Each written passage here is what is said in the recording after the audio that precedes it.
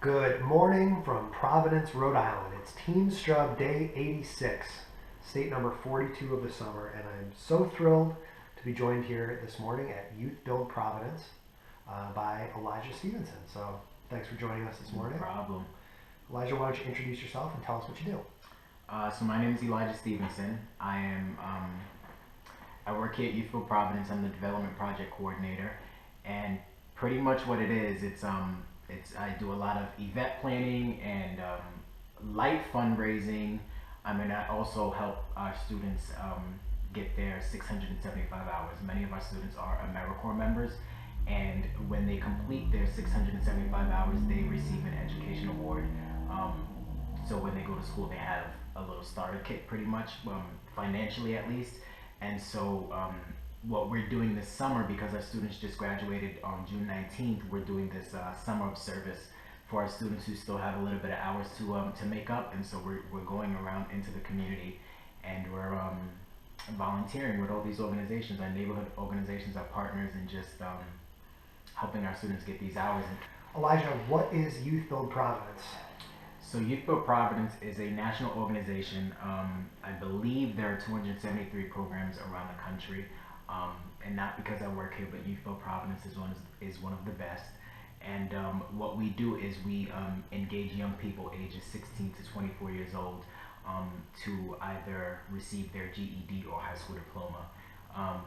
YouthBuild Providence, we do high school diploma. We did at one point offer GED services to young people, but now we do high school diploma. We recently, about 3 years ago, we had a partnership with, we started a partnership with the Providence Public School Department, in which students who were deemed not, on the track for graduation, they came here and they received their high school credentials here. And so we've done that for 3 years, and I believe that next September we're going to be doing our high school diploma option with the online Penn Foster program, and so our students will be getting the high school diploma. We still have a couple that will be getting them from Providence Public School Department, but the majority of our students will be getting them from Penn Foster. How does someone get involved with the program? It's pretty well. It's not an easy process. There's a lot of things you have to go. You have to apply. You have to be interviewed, and then we go through this. Through what we call a rites of passage, which is kind of like our 2-week orientation. And that is basically a orientation that tests you physically, mentally, emotionally. It tests the staff, and it's just like I don't want to call it boot camp because it's not, that's not what it is, but it's our 2-week orientation period, and we go away. We try to go away. We're trying to raise the money to get it done now.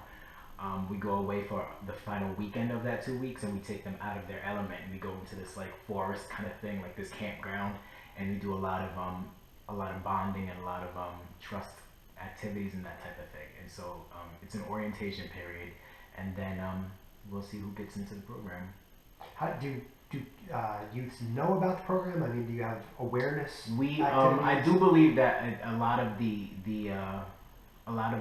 young people who come to the program come in because it's a word of mouth type of thing. I don't think we physically go out and do much recruitment. I mean, sometimes, when we were doing the high school, I know that they, the associate director would go out into the schools, and the director, they would both go to the schools.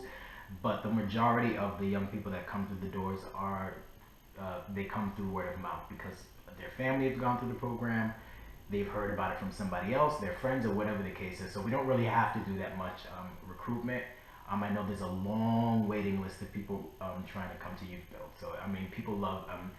I guess they love trying something different. I'm assuming because YouthBuild is different from your traditional high school, and they want to see what it's all about. And so a lot of people come through the doors. And some people they realize that this is not what they want to do.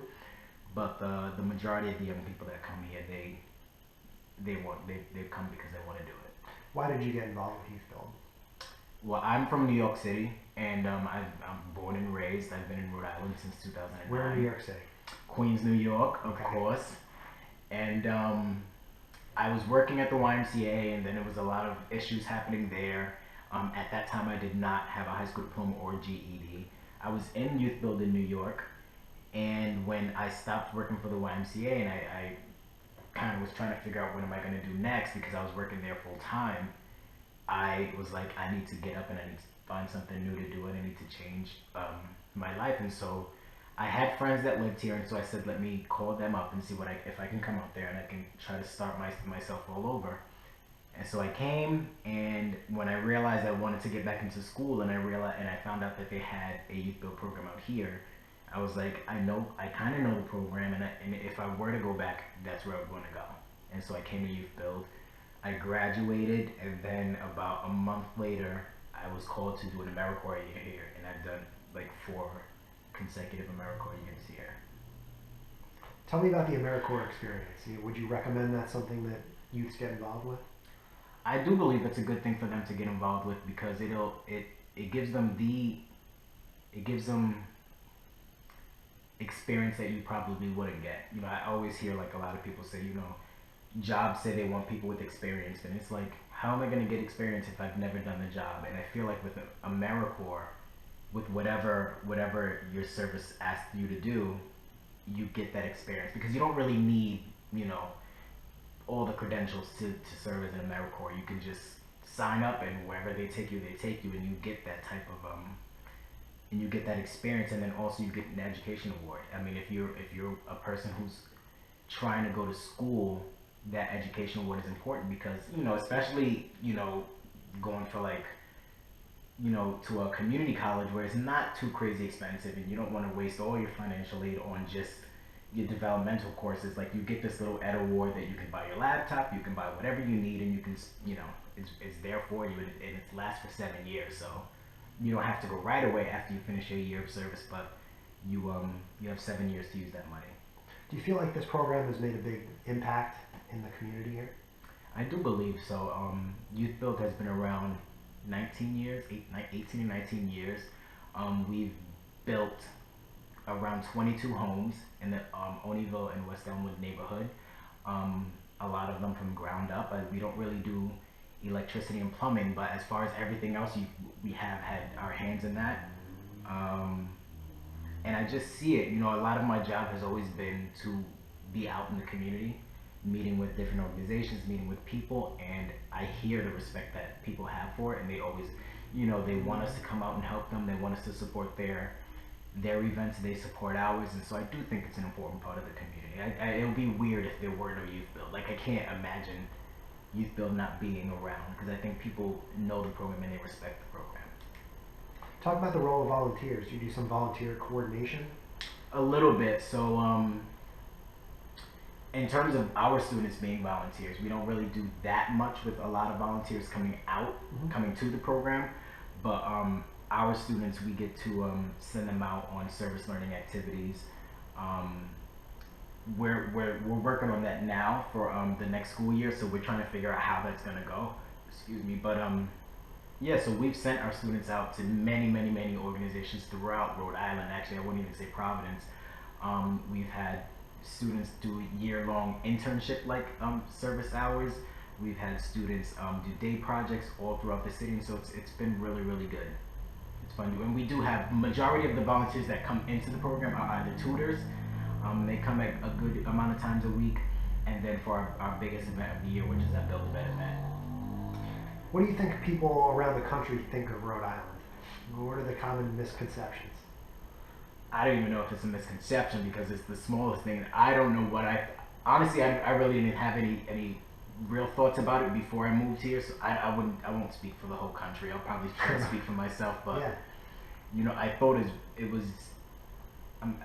it is very slow compared to me. I'm coming from the city, New York City. New York City is the fastest place in the world, the greatest city ever. It's really small, but the one thing I love about Rhode Island is that it's so calm. There are times when it's it gets a little crazy, but throughout it all, I think Rhode Island is a good place for me to actually be. And I found this very amusing. You also work at Villa, which was formerly Sbarro. Yes, I work in the pizza shop. And so we share that experience. He's my pizza homie. That I, of course, am also a former general manager of a Sbarro. Would you have hired me? I think I would have hired you. Thank you. Yes. I wish you would have applied. I'm learning how to make pizzas. I'm gonna go make some cheese pizzas today. We could have used you, I'm sure. Yeah. So, So I actually started working there about 3 months ago because as a Vista, until recently you weren't allowed to work a second job. And so Really? if you serve as an AmeriCorps, particularly a Vista, you would know that your stipend is very low. Mhm. And so they consider you below the poverty line. And so it was weird that they didn't allow anyone to work, but now that they lifted up that ban, I was like, I'm out of here. I'm going to go. And so now, I'm still. I only work the weekends because I don't want to kill myself working. But it's been fun. It's not. I mean, it's not bad. But you landed this beautiful office. This is my new office. I've read every book up there, watched every DVD up there, and I'm still learning. That's what I like to learn. So I'm just reading, skimming through. I wanted to ask you one more, just about the project that we did this morning. Mm-hmm. We got to take a couple of, like you said, the members out there and do some painting, Mm-hmm. which was fun. How did we get involved with that particular project? So a couple of weeks ago, our program director Anthony Hubbard and I, we were talking about. This is his office, by the way. This is the real. This is Yes. really his office. So we were talking about how we needed to have our students complete these hours because it's you don't really want to lose the AmeriCorps award because it's you don't have to use it right away. You have up to 7 years, and so we are but you have to complete those hours. You have to have those hours inputted into the system so that you can get the award. And so we were just talking about how we're going to do it. And so actually he came up with the summer of service thing. And so being that I was like the YouthBuild representative for the community, I emailed all of our partners and our other community organizations and was just like, we're trying this new thing. It's called the Summer of Service, and if you guys need any light work done, please contact me and we'll set it up. And King's Cathedral is down the street, our neighborhood church. They're very supportive of the program, and so we support them back. And so when they contacted me, I just knew that we were going to do it. Great, and we've got some great pictures on your social media channels. And Yeah, my social media. I haven't put them channels. up yet, but I'll put them up.